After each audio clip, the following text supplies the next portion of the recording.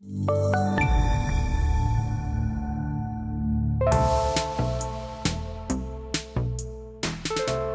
this is Jeremy Katz for Ogilvydo. I'm here with Ekene Ijoema, and we're going to talk about the intersection between technology and art. My work is all about communication. So I'm trying to communicate different social issues, trying to create understanding between people outside of those issues and the people within those issues.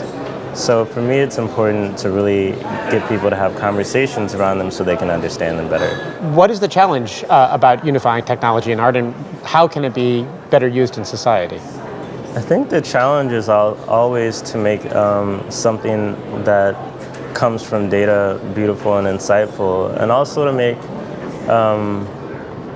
sort of big data human, because inherently it's not very human. So how can I make someone just as empathetic as they are to a photograph of a refugee versus millions of refugees, which we represent on that map?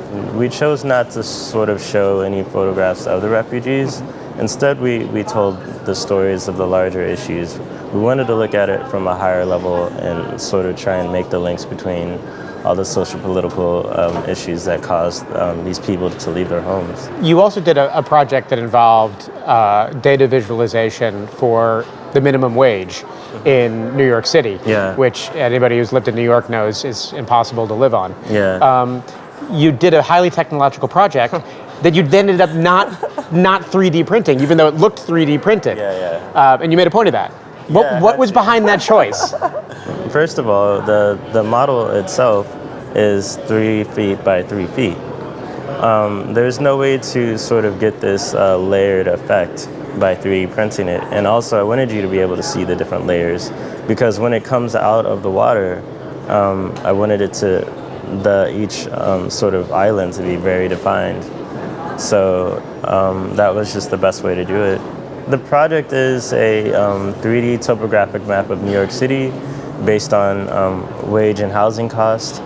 And what I do is I make the peaks of this elevation map low wages, and I make the base all wages. So then I take that and I submerge it in water. So then what happens is, and also the water is dyed with black Indian ink, so that when the whole model is underwater and all you can see are the peaks, then you start from, that's where you can live on minimum wage. I wanted people to walk up to the installation and be like, oh, is this New York?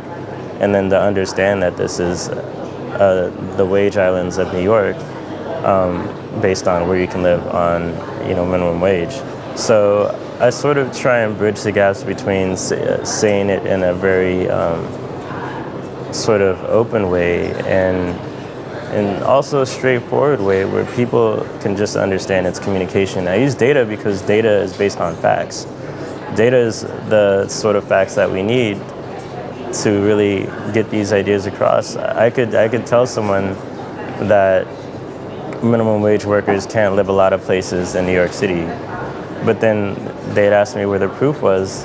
So I use data to make the thing so that that's not a question. Then you really have to acknowledge what it is.